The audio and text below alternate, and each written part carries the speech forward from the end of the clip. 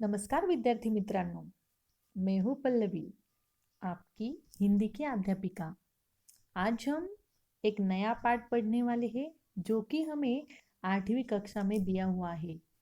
ये जो पाठ है ये बहुत ही बेहतरीन ऐसा पाठ है। ये पाठ हमें हमारे जीवन में बूढ़े लोगों के साथ मतलब हम जिन पे बुढ़ापा छाया हुआ है उन लोगों के साथ कैसा व्यवहार करना चाहिए इसका अप्रतिम उदाहरण है। ये पाठ प्रेमचंद जी द्वारा लिखा गया है जो कि हिंदी के बहुत ही बड़े लेखक है। तो आइए चलते हैं हमारी पाठ की तरफ। इस पाठ का नाम है बूढ़ी काकी, जो कि प्रेमचंद जी द्वारा लिखी हुई एक बहुत ही बढ़िया कहानी है। बूढ़ी काकी। इस कहानी का नाम पढ़ते ही हम सबको समझ में आता है कि इस कहानी में किसके बारे में लिखा गया है। तो बच्चों, इस कहानी में एक बूढ़ी काकी के बारे में लिखा गया है कि उसका जीवन किस तरह से व्यतीत कर रही है। वो बूढ़ी होने के बाद उस पर कौन कौन सी आपत्ति आ रही है, ये हमें इस पाठ में प्रेमचंद जी ने बताया है। तो बच्चों, चलते हैं हमारी पाठ की तरफ। बूढ़ी काकी। बुढ़ापा बहुधा बचपन का पुनरागमन हुआ करता है। मतलब बूढ़े लोग बच्चों के जैसे ही हरकतें करते हैं। बूढ़ी काकी में जीभा स्वाद के सिवा और कोई चेष्टा शेष न थी। उनको सिर्फ क्या था, उनकी जीभ को स्वाद था, मतलब उनको खाना खाने की बहुत ही आशा थी। और न अपने कष्टों की ओर आकर्षित करने का, न ही रोने के अतिरिक्त कोई दूसरा सहारा था। वो दूसरों को अपनी तरफ आकर्षित करने के लिए जोर जोर से रोती थी। समस्त इंद्रियां, नेत्र, हाथ और पैर जवाब दे चुके थे।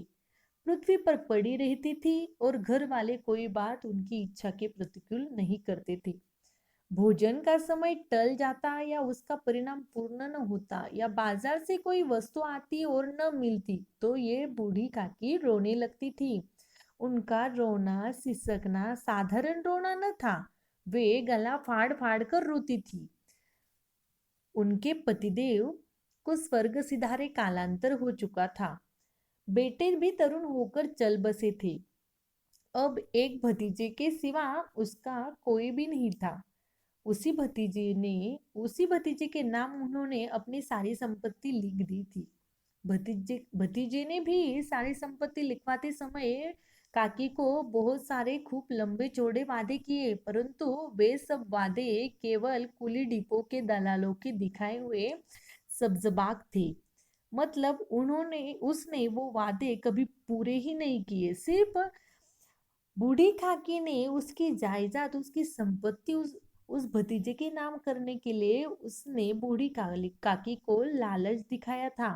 तथापि बूढ़ी काकी को पेट भर भोजन की कठिनाई से मिलता था। इसमें उनके भतीजे पंडित बुद्धिराम का अपराध न था। उनकी अर्धांगिनी, जो अर्धांगिनी यानी पत्नी, जिनका नाम था श्रीमती रूपा, रूपा ही इसका निर्णय करना सहज नहीं। बुद्धिराम स्वभाव के तो सज्जन थे, लेकिन उसी समय तक, जब तक कि उनके कोष पर आँच ना आए, कोष यानी खजाना, यानी उनके खजाने पर आँच नहीं आए, तब तक वो शांत थे। रूपा स्वभाव से तीव्र थी, परंतु ईश्वर से डरती थी। अंततः बूढ़ी काकी को उसकी तीव्रता उतनी न भाती थी, उतनी न खलती थी जितनी बुद्धिराम की भलमना साहत। कभी कभी बुद्धिराम भी यह सोचकर दुख होता था कि इस संपत्ति के कारण ही इस समय वह भला मानुष बन बैठा है। ओके। तो एक दिन बूढ़ी काकी के पति और बच्चे चल बसने के बाद देखो, उनकी संपत्ति के कारण ही बुद्धिराम जो है भला मानुष बना बैठा है। जो क्योंकि सब लोग उसे भला मानते थे, क्योंकि वो बूढ़ी काकी को संभाल रहा था, तो उन्हें कदाचित कोई आपत्ति न होती। लेकिन विशेष व्यय का भय उनकी सुचेष्टा को दबाए रखता था। यहाँ तक कि यदि द्वार पर कोई भला आदमी बैठा होता और बूढ़ी काकी उस समय अपना राग अल्पाने लगती, तो वह आग हो जाती और घर में आकर उन्हें जोर से डांटती। लड़कों को बुढ़ों से स्वाभाविक विदेश विद्वेष होता ही है। और फिर जब माता पिता का वो यह रंग देखते तो वे बूढ़ी काकी को और सताया करते थे। कोई चुटकी काट कर भागता था तो कोई उन पर पानी की कुल्ली कर देता था, और कोई क्या करता था, उनको परेशान करता था। बूढ़ी काकी को अच्छे से खाना भी नहीं देते थे, और सब लोग बूढ़ी काकी के साथ ऐसा व्यवहार करते थे जैसे वो घर की नहीं कोई बाहर की हो। और इस वजह से बूढ़ी काकी बहुत ही ज्यादा दुखी हो जाती थी, उनको बहुत ही ज्यादा दुख होने लगता था। पर उनमें बुद्धिराम की एक छोटी लड़की थी, लाडली। लाडली अपने दोनों भाइयों के भय से अपने हिस्से की मिठाई चबेना बूढ़ी काकी के पास बैठकर खाती थी। यही उसका रक्षागार था। यद्यपि काकी की शरण उनकी लोलुपता के कारण बहुत महंगी पड़ती थी, क्योंकि काकी तो लालची थी, वो कुछ खाने के लिए काकी के पास बैठ जाए तो उसको काकी को भी देना पड़ता था। तथापि भाइयों के अन्याय से सुरक्षा कहीं सुलभ थी तो बस यही थी। इसी स्वार्थानुकूलता ने उन दोनों में सहानुभूति का आरोपण कर दिया था। अभी लाडली जो थी वो काकी को स्नेह करती थी। एक दिन की बात है, रात का समय था। बुद्धिराम के द्वार पर शहनाई बज रही थी और गांव के बच्चों का झुंड विस्मयपूर्ण नेत्रों से गाने का रसास्वादन कर रहा था। चारपाइयों पर विश्राम करते हुए मेहमान नाइयों से मुक्तियां लगा रहे थे। समीप कड़ा भाट बिरुदावली सुना रहा था, और कुछ मेहमानों की वाहवाह पर ऐसा खुश हो रहा था, इस वाहवाह का यथार्थ में वही अधिकारी हो जैसे। दो एक अंग्रेजी पढ़े हुए नवयुवक इन व्यवहारों से उदासीन थे। वे इस गवार मंडली में बोलना अथवा सम्मिलित होना अपनी प्रतिष्ठा के प्रतिकूल समझते थे। आज बुद्धिराम के बड़े बेटे मुखराम का तिलक आया है, यह उसी का उत्सव है। घर के भीतर स्त्रियां गाना गा रही है तो रूपा मेहमानों के लिए भोजन में व्यस्त है। भट्टी पर कढ़ा चढ़ रहे थे, एक में पुड़िया कचौड़ियां निकल रही थी, दूसरे में अन्य पकवान बनते थे। एक बड़े हंडे में मसालेदार तरकारी पक रही थी। घी और मसाले की शुद्धावर्धक सुगंधी चारों ओर फैली हुई थी। बूढ़ी काकी अपनी कोठरी में शोकमय विचार के भांति बैठी हुई थी। देखो, मुखराम के तिलक के समय जो हमारी बूढ़ी काकी है वो शोकमय विचार के भांति बैठी हुई थी। यह स्वाद मिश्रित सुगंधी उन्हें बेचैन कर रही थी। वे मन ही मन विचार कर रही थी, संभवतः मुझे पुड़िया न मिलेगी। इतनी देर जो हो गई है, कोई भोजन लेकर नहीं आया। मालूम होता है सब लोग भोजन कर चुके हैं, मेरे लिए कुछ न बचा है। यह सोचकर उन्हें रोना आ गया, परंतु अपशकुन के भय से वह रो न सकी। आ, कैसी सुगंधी है! अब मुझे कौन पूछता है, जब रोटियों के लाले पड़े हैं तब ऐसे भाग्य कहा कि भरपेट पुड़िया मिले। यह विचार कर उन्हें फिर से रोना आया। कलेजे में हुक सी उड़ने लगी, परंतु रूपा के भय से उन्होंने फिर मौन धारण कर दिया। उनके मन में रूपा आ गई कि रूपा मुझे डांटेंगी, इसलिए फिर से वो चुप बैठ गई। बूढ़ी काकी देर तक इन्हीं दुखदायक विचारों में डूबी रही। घी और मसालों की सुगंधी रह रह कर मन को आपे से बाहर किए देती थी। मुंह में पानी भर भर आता था। पुड़ियों का स्वाद स्मरण करके हृदय में गुदगुदी होने लगती थी कि किसे पुकारूं, आज लाडली बेटी भी तो नहीं आई है। दोनों छोकरे सदा दिख दिया करते हैं, आज उनका भी कहीं पता नहीं है।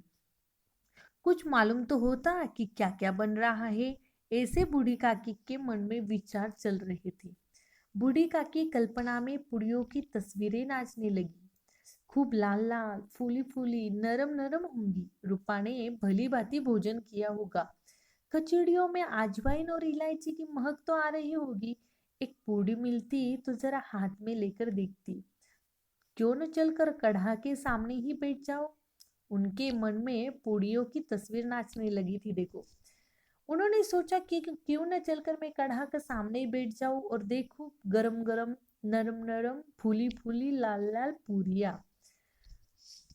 फूल हम घर में भी सूंघ सकते हैं, लेकिन वाटिका की कुछ और बात होती है। इस प्रकार निर्णय करके बूढ़ी काकी उकड़ू बैठकर हाथों के बल सरकती हुई कठिनाई से चौकट से उतरी और धीरे धीरे रेंगती हुई कढ़ा के पास जा बैठी। यहाँ आने पर उन्हें उतना ही धैर्य हुआ जितना भूखे पशु को खाने वाले के सम्मुख बैठने में होता है। रूपा उस समय कार्यभार भाग में उद्विग्न हो रही थी। कभी इस कोठे में जाती, कभी उसमें, कभी कढ़ा के पास जाती, कभी भंडार में जाती। किसी ने बाहर से आकर कहा, महाराज ठंडाई मांग रहे हैं। ठंडाई देने लगी। इतने में फिर से किसी ने आकर कहा, भाट आया है, उसे कुछ दे दो। भाट के लिए सीधा निकल रही थी कि एक तीसरे आदमी ने आकर पूछा, अभी भोजन तैयार होने में कितनी देर है? जरा ढोल मजीरा उतार दो। बेचारी अकेली स्त्री दौड़ते दौड़ते व्याकुल हो रही थी, झुंझलाती थी, कुड़ती थी, परंतु क्रोध प्रकट करने का अवसर ही न पाती थी। भय होता कहीं पड़ोसन यह न कहने लगे कि इतने में उबल पड़ी। प्यास से स्वयं कंठ सूख रहा था। गर्मी के मारे फूकी जाती थी, परंतु इतना अवकाश न था कि जरा पानी पी ले अथवा पंखा लेकर जले। यह भी खटका था कि जरा आग हटी और चीजों की लूट मची तो। इस अवस्था में उसने बूढ़ी काकी को कढ़ा के पास देख लिया तो जल गई। उसका क्रोध रुक न सका। उसका उसको कोई भी ध्यान नहीं रहा, पड़ोसियों का ध्यान नहीं रहा, मेहमानों का ध्यान नहीं रहा, यह भी ध्यान नहीं रहा कि पड़ोसी ने बैठी हुई है, मन में क्या कहेंगी, पुरुषों में लोग सुनेंगे तो क्या कहेंगे।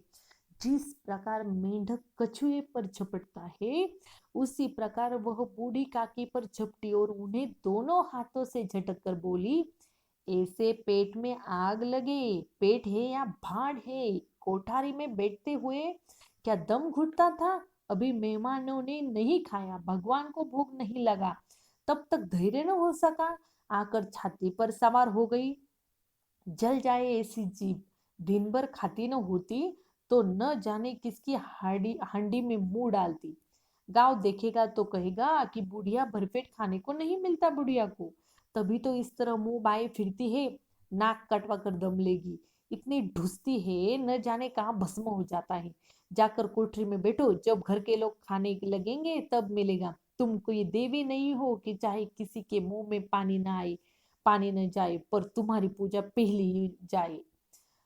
इतना बड़ा, इतना अपमान, इतना उसका क्रोध उसने कहा किस पे निकाला? काकी पे निकाला। बूढ़ी काकी ने सिर उठाया, न रोई न बोली, चुपचाप अपनी कोठरी में चली गई। आवाज, रूपा की आवाज ऐसी कठोर थी कि मन और मस्तिष्क की संपूर्ण शक्तियां, संपूर्ण विचार, संपूर्ण भार उसी ओर आकर्षित हो गए थे। नदी में जब कगार का कोई रुद्र खंड कटकर गिरता है, विस्तृत ऐसा एक खंड कटकर गिरता है, तो आसपास का जल समूह चारों ओर से उसी स्थान को पूरा करने के लिए दौड़ता है। इसी तरह से उसको रूपा ने डांटा था। भोजन तैयार हो गया है, आंगन में पत्तेले पड़ गई है, मेहमान खाने लगे। स्त्रिया जेवनार गीत गाना आरंभ किया। मेहमानों के नाई व सेवक गण भी उसी मंडली के साथ किंतु कुछ हटकर भोजन करने बैठे थे। और हमारी ये बूढ़ी काकी यहाँ पे मन ही मन सोच रही थी और सोने का प्रयास कर रही थी। इस प्रकार का विचार करके वो बुलाने की प्रतीक्षा करने लगी कि अरे मैं तो घर वाली हूँ, अभी तक मेहमानों ने भोजन नहीं किया, घर वाले कैसे खाएंगे? मुझसे इतनी देर भी नहीं रहा गया, सबके सामने पानी उतर गया। अब जब तक कोई बुलाने नहीं आएगा मैं नहीं जाऊंगी। इस प्रकार का विचार करके वह बुलाने की प्रतीक्षा करने लगी, परंतु घी की रुचिकर सुवास बड़ी धैर्य परीक्षक प्रतीत हो रही थी। उन्हें एक एक पल एक एक युग के समान मालूम होता था। अब पत्तल बिछ गई होगी, अब मेहमान आ गए होंगे, लोग हाथ पैर धो रहे होंगे, नाई पानी दे रहा होगा। मालूम होता है लोग खाने बैठ गए, जेवनार गाया जा रहा है। यह विचार कर वह मन को बहलाने के लिए लेट गई। धीरे धीरे एक गीत गुनगुनाने लगी। उन्हें मालूम हुआ कि मुझे गाती हुए तो बहुत देर हो गई।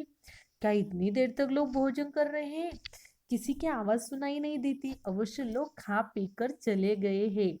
मुझे कोई बुलाने नहीं आया है। रूपा चिढ़ गई है ना? क्या न जाने बुलाए नहीं? सोचती हो कि आप आएगी। वह कोई मेहमान तो नहीं जो उन्हें बुलाओ। बूढ़ी काकी चलने को तैयार हुई। यह विश्वास कि 1 मिनट में पूड़ियाँ और मसालेदार तरकारियां सामने आएंगी उनके स्वादेंद्रिय को गुदगुदाने लगा। उन्होंने मन में तरह तरह के मंसूबे बांधे। पहले तरकारी से पूड़ियाँ खाऊंगी, फिर दही और शक्कर से कचौरियाँ रायते के साथ मजेदार मालूम होंगी। चाहे कोई बुरा माने चाहे भला, मैं तो मांग मांग कर खाऊंगी। यही न कि लोग कहेंगे इन्हें विचार नहीं कहा करे। इतने दिन के बाद पूड़ियाँ मिल रही है तो मुंह झूठा करके थोड़ी ही उड़ जाऊंगी। और इस तरह से उनके ख्यालों में सिर्फ पूड़ियाँ तरकारी कचौड़ियाँ आ रही थी। और फिर क्या हुआ देखो, वह सरकते हुए आंगन में आई। परंतु हाय दुर्भाग्य, अभिलाषा ने अपने पुराने स्वभाव के अनुसार समय की मिथ्या कल्पना की थी। मेहमान मंडली अभी भी बैठी हुई थी। कोई खाकर उंगलियां चाटता था, कोई तिरछे नेत्रों से देखता था कि और लोग अभी खा रहे हैं या नहीं। कोई इस चिंता में था कि पत्तल पर पुड़िया छूटी जाती है, किसी तरह इन्हें भीतर रख लेता। कोई दही खाकर चटकारता था, परंतु दूसरा दोना मांगते संकोच करता था कि इतने में बूढ़ी काकी रेंगते हुए उनके बीच में आ गई। कुछ लोग चौंक कर खड़े हो गए और पुकारने लगे, अरे यह बुढ़िया कौन है? यहाँ कहाँ से आ गई? देखो किसी को छू न ले। पंडित बुद्धिराम को देखते ही, काकी को देखते ही उनका चेहरा क्रोध से तिल मिला गया। बुढ़िया का थाल लिए खड़े थे, थाल को जमीन पर पटक दिया और निर्दयी महाजन ने अपने किसी बेईमान और भगोड़े कर्जदार को देखते ही उसका टेटुआ पकड़ लेता है, उसी तरह लपक कर उन्होंने काकी के दोनों हाथ पकड़े और उन्हें अंधेरी कोठरी में लाकर थम से पटक दिया। आशा रूपी वाटिका लू के झोंके विनष्ट हो गए, बर्बाद हो गए। मेहमानों ने भोजन किया, घर वालों ने भोजन किया, बाजे वाले धोबी चमार भी भोजन कर चुके, परंतु बूढ़ी काकी को किसी ने न पूछा। बुद्धिराम और रूपा दोनों ही बूढ़ी काकी को उनकी निर्लज्जता के लिए दंड देने का निश्चय कर चुके थे। और ये सब देख रही थी उनकी लाडली बेटी। और लाडली बेटी मन ही मन में कूद रही थी अपने माता पिता के इस व्यवहार से। लाडली को काकी से अत्यंत प्रेम था। बेचारी भोली लड़की थी। बाल विनोद और चंचलता की उसमें गंध तक न थी। दोनों बार जब उसके माता पिता ने काकी को निर्दयता से घसीटा तो लाडली का हृदय ऐंठ कर रह गया। वो झुंझला रही थी, हम लोग काकी को क्यों बहुत सी पुड़ियां नहीं देते? क्या मेहमान सबकी सब खा जाएंगे? और यदि काकी ने मेहमानों से पहले खा लिया तो क्या बिगड़ जाएगा? वह काकी के पास जाकर उन्हें धैर्य देना चाहती थी, लेकिन माता के भय से न जाती थी। उसने अपने हिस्से की पुड़िया बिल्कुल नहीं खाई थी, अपने गुड़िया की पिटारी में बंद कर रख दी थी। और देखो रात का अंधेरा हो गया था, रात का समय था, 11 बज चुके थे। रूपा आंगन में पड़ी सो रही थी। लाडली की आंखों में नींद न आती थी। काकी को पुड़िया खिलाने की खुशी उसे सोने नहीं देती थी। उसने गुड़िया की पिटारे सामने रखी थी। जब विश्वास हो गया कि अम्मा सो रही है तो वह चुपके से उठी और विचारने लगी, कैसे चलूं? चारों ओर तो अंधेरा है, केवल चूल्हों में आग चमक रही थी और चूल्हे के पास एक कुत्ता लेटा हुआ था। लाडली की दृष्टि सामने वाले नीम पर गई। उसे मालूम हुआ कि उस पर हनुमान जी बैठे हुए हैं। उनकी पूंछ उनके गदा स्पष्ट दिखलाई दे रही है। मारे भय से उसने आंखें बंद कर ली। इतने में कुत्ता उड़ बैठा। लाडली को ढाढ़स हुआ। सोए हुए मनुष्य के बदले एक कुत्ता उसके लिए अधिक धैर्य का कारण हुआ। उसने पिटारी उठाई और काकी की कोठरी की ओर चली। बूढ़ी काकी को केवल इतना स्मरण था कि किसी ने मेरे हाथ पकड़कर घसीटे। फिर ऐसा मालूम हुआ कि जैसे कोई पहाड़ पर उड़ाए लिए जाता है। उनके पैर बार बार पत्थरों से टकराए, तब किसी ने उन्हें पहाड़ पर से पटका। वे मूर्छित हो गई। जब वे सचेत हुई तो किसी की जरा आहट न मिलती। समझी कि सब लोग खा पीकर सो गए हैं।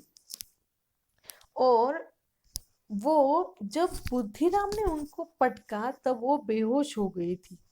और उसके बाद वो जब नींद से जागी तो उसने देखा कि काकी उठो, मैं पुड़िया लाई हूँ। उसके कानों में आवाज आई, काकी उठो, मैं पुड़िया लाई हूँ। काकी ने लाडली की बोली पहचान ली। झटपट से उठ बैठे। दोनों हाथों से लाडली को टटोला और उसे गोद में बिठा लिया। लाडली ने पुड़िया निकाल कर दी। काकी ने पूछा, क्या तुम्हारी अम्मा ने दी है? लाडली ने कहा, नहीं, यह मेरे हिस्से की है।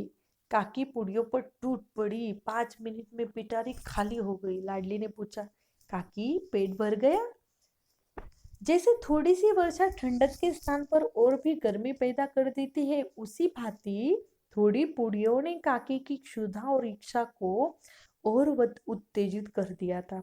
बोली, नहीं बेटी, जाकर अम्मा से और मांग लाओ ना। लाडली ने कहा, अम्मा सोती है, जगाओगी तो मारेगी। काकी ने पिटारे को फिर से टटोला।